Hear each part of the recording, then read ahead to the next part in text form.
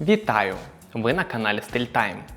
Рівно рік тому на цьому каналі вийшов огляд першого механічного годинника від японського бренду Casio. Для багатьох це стало справжньою несподіванкою, адже Casio – це компанія, яка аж ніяк і ніколи не асоціювалася з механікою. Втім, у 2025 році японці вирішили перевернути цю гру і презентували годинник з автоматичним заводом в межах колекції Edifice, модель EFK 100. Тоді, у першому відео, я зазначав, що Casio скоріше за все просто промацують ґрунт для себе у новій доріжці. І правда. Невдовзі бренд тихенько, без зайвого галасу та гучних релізів випустив модель EFK 110. Ззовні вона майже не змінилася, а от усередині відбулися кардинальні зміни. Замість калібру від Seiko TMI NH35 Casio встановили механізм від Miyota. І це вже більш логічно, адже у своїх бюджетних кварцових годинниках бренд історично працює саме з мійотовськими калібрами. І от сьогодні у нас на огляді наступний крок еволюції. Абсолютно нові Casio Edifice EFK 200. Давайте з'ясуємо, над чим компанія попрацювала цього разу, який механізм б'ється всередині тепер, і чи зможе ця лінійка конкурувати на ринку доступної механіки. Як і минулого року, Casio випустили оновлення одразу у 5 варіантах. Перші дві моделі дуже схожі на минулі версії. Вони отримали брутальні чорні циферблати з кованого карбону. При цьому одна версія виконана у класичному сталевому корпусі на браслеті, а інша у повністю карбоновому корпусі на практичному полімерному ремінці. Самі по собі циферблати з кованого карбону виглядають круто, але, якщо бути відвертими, цим уже важко когось дивувати. Останніми роками навіть у бюджетному сегменті карбону стало так багато, що вау-ефект трохи згладився. А от що мене дійсно зачепило в цій лінійці, так це інші три моделі з синім, червоним та коричневими циферблатами, що доповнений ефектним золотистим покриттям корпусу та браслета. Тут японці заморочилися. Кольорові циферблати мають унікальну глибоку текстуру, створену методом гальванопластики. Вони підкреслені соковитими градієнтними переливами. В Casio запевняють, це виглядає як дорогі елементи інтер'єру розкішних суперкарів, або як вечірні міські пейзажі та вогні неону, що віддзеркалюються від глянцевого кузова автомобіля, який пролітає повз вас нічним містом. Якщо порівнювати новинку з першим поколінням EFK 100, то циферблат зазнав суттєвих змін, ставши набагато чистішим та лаконічнішим. По-перше, японці прибрали дрібну підсекундну розмітку між основними мітками. Також відмовилися від зовнішнього кільця, яке було характерною фішкою попередньої моделі. По-друге, змінилися стрілки. Тепер вони не скелетонізовані. Завдяки цьому люмінесцентного покриття стало більше. Люм все ще присутній лише на стрілках, але із-за відсутності наскрізних прорізів ним покрили більшу поверхню. Годинні індекси стали більш виразними, чіткими та гострими за формою. І загалом циферблат став читатися краще. Віконце дати традиційно на позначці 3 години, хоча у EFK 100 апертура розміщується знизу на 6 годин. Традиційно в верхній частині красується логотип Casio Edifice, а от знизу нас зустрічає той самий, усе ще трохи незвичний для цього бренду напис Automatic. Саме за механізм у першій генерації Casio свого часу отримала найбільше хейту від фанатів. Нагадаю, всередині EFK 100 був встановлений калібр NH35 від компанії TMI, підрозділ Seiko Group. Тоді здійнялася хвиля обурення, мовляв, як це так, Casio не змогли створити власний калібр і просто всунули один із найдешевших та наймасовіших механізмів на ринку. Проте, як на мене, Casio тоді зробили логічний вибір. NH35 – це перевірений часом, надійний та невибагливий. Японці просто вбили двох зайців одним пострілом, забезпечивши першому механічному Edifice народне серце за адекватні гроші. А от у нових EFK 200 стоїть Miyota.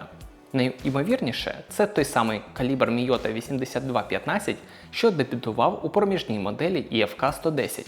Чому я кажу найімовірніше? Тому що Casio традиційно партизанить і в офіційних релізах марку калібру не називає. Про те, що це Miyota, ми дізнаємося лише завдяки лаконічному напису на роторі. У характеристиках бренд вказує лише базові сухі цифри. 21 камінь, 21 600 напівколивань на годину, запас ходу 42 години. Паспортна точність в межах мінус 20 до плюс 40 секунд на добу.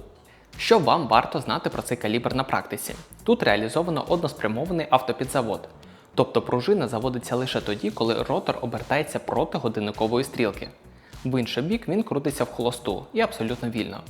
Через таку особливість годинник іноді може видавати характерне легке дзищання. Лякатися цього не треба, це абсолютно нормальна і фірмова фішка всієї 8000-ї серії Мійота. Як на мене, проблема цього шуму сильно надумана. Ті ж моделі на сейківському NH35 працюють не набагато тихіше.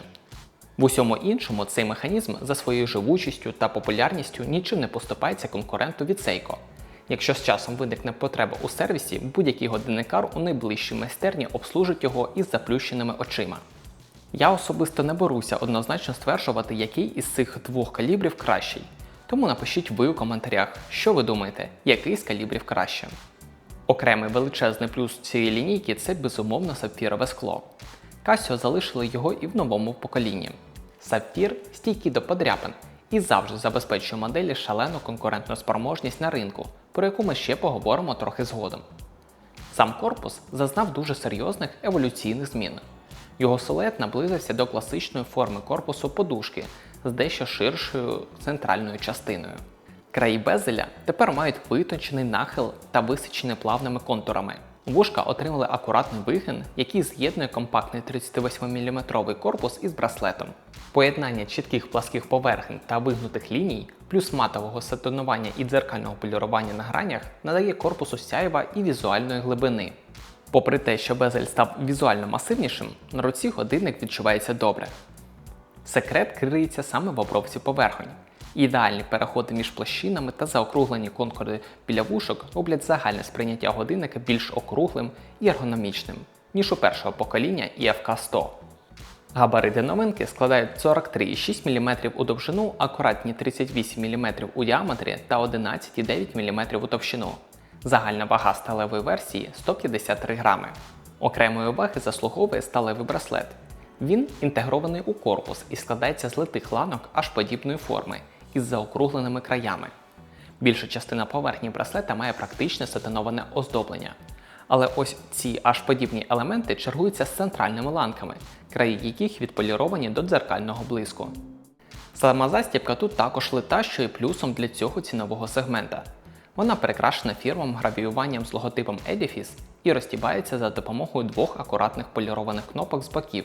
Також на застібці передбачено додатковий отвір для мікрорегулювання, тож ви можете ідеально підігнати браслет під своє зап'ястя. Задня кришка годинника загвинчується. У її центрі встановлено мінеральне скло, крізь яке можна спостерігати за роботою японського механізму та обертанням ротора. По сталевому краю кришки нанесені всі ключові специфікації моделі, серед яких і показник водозахисту. Тут він становить 10 бар або 100 метрів. Для повсякденного годинника це ідеальний стандарт. Вартість годинників нової лінійки Casio Edifice EFK200 стартує від 390 євро за базові сталеві версії і доходить до 590 євро за флагманську модель у карбоновому корпусі. Це трохи дорожче за перше покоління EFK-100, цінник якого починається з позначки у 360 євро. Що по конкурентах? За дещо менший прайс Orient пропонує чудовий компактний повсякденний годинник Orient Stretto. З мінусів, у порівнянні з Casio, у Orient браслет та застібка виглядають і відчуваються дешевше. Проте, у Stretto є перевага щодо універсальності – стандартне кріплення вушок. Ви без проблем зможете підібрати будь-який ремінець на свій смак. А от щоб замінити інтегрований браслет на Casio, вам доведеться влаштувати танці з бубном. Або ж залишатися на рідному браслеті. Ще один залізобетонний варіант у цьому бюджеті – Citizen Tsuyosa. Кількість варіацій тут просто зашкалює. Згадайте лише їхній нещодавний реліз у дайверському стилі, кілька варіантів розмірів та купу соковитих кольорів циферблата. У Tsuyosa, як і у нашого Casio, браслет інтегрований. Тому, якщо вам подобається саме така естетика, обидва ці японці варті вашої уваги. Як і минулого року, я не можу сказати, що Seiko тут є серйозним конкурентом. Тепер у них навіть механізми різні.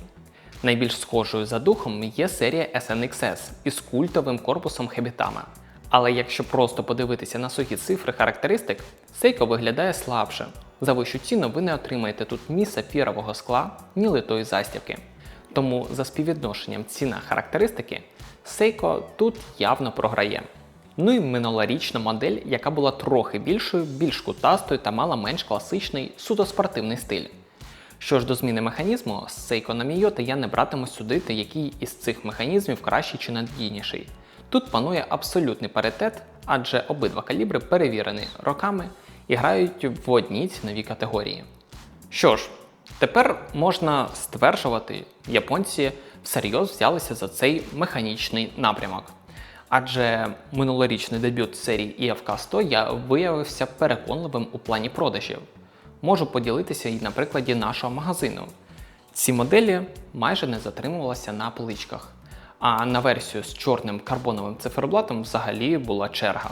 Чи повториться такий ажіотаж з новими Casio Edifice IFK 200? Прогнозувати важко, але чому ні? Годинники стали витонченішими за свою геометрію та при цьому зберегли свої головні козирі – сапфірове скло, литий браслет і застібку. А що думаєте ви щодо ось цих нових механічних Casio? Пишіть свої думки у коментарях. Дуже вам дякую за перегляд, вподобайку та підписку. До нових зустрічей!